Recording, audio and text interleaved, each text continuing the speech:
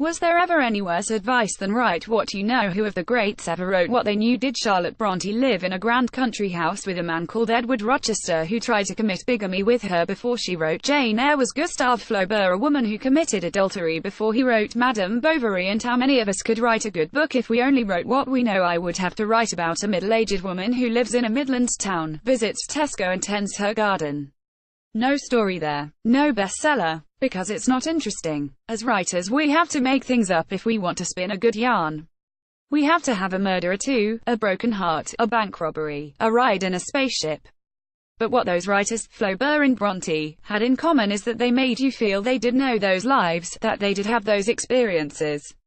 They made us believe the lie. So we have men writing as women, as in Thomas Hardy or Henry James. We have women writing as men, Donna Tartt and Iris Murdoch. We have people writing from the point of view of someone with learning difficulties, from the point of view of an alien, an animal, and most common of all, people who write historical fiction from the Middle Ages to the Second World War and beyond. And thank goodness for those books that tell us something about other worlds and other lives. Without authors who cross the boundary from what they know to what they imagine, we would have a poor library. No Curious Incident of the Dog in the Night Time, no Remains of the Day, no To Kill a Mockingbird, no Of Mice and Men, etc. So what is the big problem when we come to writing about different cultures? What's the problem when it comes to race, when it's white people writing in the voice of a black person, of a Chinese person, of an Indian? Isn't this the same as crossing gender and ability? What is this thing called cultural appropriation, and what should we think about it? The dictionary definition is this: cultural appropriation is the adoption of elements of a minority culture by members of the dominant culture. It is distinguished from equal cultural exchange due to the presence of a colonial element, an imbalance of power. There's a couple of words there that might give us a clue as to why it's become a thing, a talking point not just in literature but in dance, in music, in dress, in film. Those words are minority, dominant, and imbalance. So when one culture, the dominant one, uses stuff that belongs to, we'll come to that later, a minority culture, that minority culture can feel offended, a sense of loss or injustice. For example, in an American university, some white students dressed up in sombreros and ponchos and the Latino students took offense. The Washington Redskins, a football club in the U.S., is in court over their use of the tribal headdress of the First Nation people. Pop stars and clothes designers have been vilified for using turbans, feathers, bindi in their designs, and now there is a very public debate about one girl who wore a Chinese dress for her prom night. In literature, one of the most famous examples of white people crossing that line and writing as a black person is the case of Kathryn Stockett, who wrote The Help in 2009. That book spent 100 weeks on the New York Times bestseller list, is based on the lives of black, female, maids in America's southern states in the 1960s. The book is written in the voices of two black women and is set in Jackson, Mississippi during racial segregation and Ku Klux Klan lynchings. It is also written in the idiomatic black vernacular: you is smart, you is kind, you is important. In the afterword to her novel, Stockett admitted she was scared she was crossing a terrible line writing in the voice of a black person, fears which have proved to be well-founded. Despite initially being hailed as the most important book since To Kill a Mockingbird, the book and subsequent film have been widely condemned by critics, academics and commentators, alleging that the novel trivializes, misrepresents and stereotypes black women, black men and the black community, and presents black liberation and success being dependent on white intervention and goodness. The American Association of Black Women Historians released an open statement which concludes that it is unacceptable for either this book or this film to strip black women's lives of historical accuracy for the sake of entertainment. Kathryn Stockett, author of The Help, the book, was accused of misrepresenting and stereotyping black women. Photograph, Fraser Harrison, Getty Images. When I gave a talk to the Association of Booksellers about cultural appropriation, several agents came up to afterwards and said that they had authors abandoning novels left, right and center because they were worried about writing in the voice of the other. They didn't want the Stockett treatment. As writers, we do not want to give offense, no one wants to be called a racist, yet we want the freedom to write the book we choose, to inhabit other lives and to explore the range of our imagination and ability. How can we do that? How do we walk the line between cultural appropriation and artistic license? There are few people today who would think that the black and white minstrels were okay.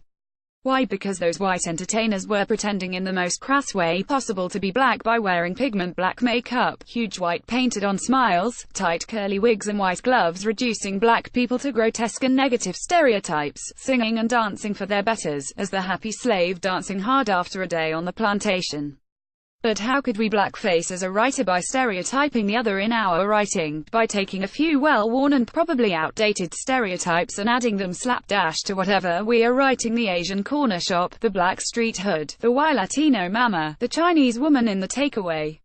If we want to have black characters in our work, we need to ensure that they are well-rounded, liable, flawed, sometimes unlikable but believable and authentic people, not representative of the whole culture but representative of themselves. We have to ask ourselves who we are and what we are trying to say in speaking as the other. What are we trying to accomplish in our writing that needs that perspective? Are we the best person to say it? Have we examined our privilege and our attitudes sufficiently to give us the necessary perspective to be authentic, sympathetic and true? Are we sure that we are not dabbling in exotica, in that fascination with the other that prevents us portraying a rounded, rich culture with all its nuances, diversity and reality? By writing our story, are we taking the place of someone better placed to tell it? Our aim should be not only to write well, but to do no harm along the way. A protest against the mascot for the Washington Redskins. Many believe it mocks Native American culture and they want the team to change it. Photograph, Hannah Foslian, Getty Images. Research is not as easy as it sounds. If we are researching a particular culture, a language, a religion, we must remember that no one person can speak for a nation. There is no one person that can speak for the whole of Ireland. Nobody can give the definitive answer to how a culture behaves or what they believe or why. There are as many diverse ways to be a Muslim, or an Indian or a Jamaican as there to be an Irish person, a Catholic or an American. So whilst research is important, we have to make sure we listen, care and respect, analyzing and deconstructing what we are told or what we discover. Read widely, interrogate what we learn, talk to people, to elders, to the young generation, watch YouTube, the font of knowledge, go places, open your ears and eyes and listen with your heart. Don't be lazy and assume we know because we have a black friend or a Sikh neighbor. Ensure that we are accurate as possible, as sensitive as possible, and that when we come to writing, that we are confident we aren't trampling on anything particularly holy or precious. Sometimes we want to know the sensitivities around certain things that to us may not seem important. The tribal feathers of Native American people are routinely worn for stag parties, yet in some tribes, those feathers are worn only by the oldest, holy men and only on important holy days. Some myths and stories, rituals and rites of other cultures have particular significance, are imbued with history and identity, and are not easily shared or understood. When a child enters the care system at 5, say, you have with your big bag of your stuff, a photograph of your mum and your sister, a letter, your favorite toys, a Lego model, a jumper that smells of your bedroom, a silver chain, a pair of shoes. Then you move and you move again, and you move again, and by the time you are 16 you have moved 6 or 7 times and your big bag of stuff has been reduced to one piece of plastic from the broken toy, one piece of Lego, a corner of a photograph that's faded and been folded in half too many times, the envelope of the letter has gone, one of the laces from the pair of shoes your dad bought you. You've also lost the smell. The smell has completely gone. When your social worker or your new foster carer looks at your little pile of stuff, it looks like rubbish. It looks like rubbish to everyone else too. But to you it is the whole world. It is your mother and father, your brother and your bedroom, your favorite food and your childhood and what they called you and how your sister smiled. When you have lost everything as a nation or a tribe or a culture, like the Native Americans who have lost their land and have been reduced to the role of savages in cowboy films, or you are treated like shit and addressed by the President of the US as thieves and rapists like it is for the Mexicans in the US, what remains? Things like language or food or the sombrero, the headdress, becomes doubly important and maybe to some people disproportionately important. But those things mean more than those things are. They mean a whole culture, they mean everything, because they represent what was lost. So when people who have lost nothing, people from the dominant culture that has colonized half of the world, reigned over an empire, raped, butchered, enslaved, taken language, lands and people as cargo, when those people say there is no such thing as cultural appropriation and insist that we can do what we want, we need to think again of the impact of taking another story and using it as we want.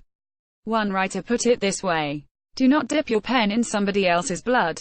As writers we have to be the other. Without it we would have no literature, no great stories, no murder mysteries, no great romances, no historical novels, no science fiction, no fantasy. But when we become the other we need always to act with respect and recognize the value of what we discover, show by our attitudes and our acknowledgements that we aren't just appropriating but are seeking to understand.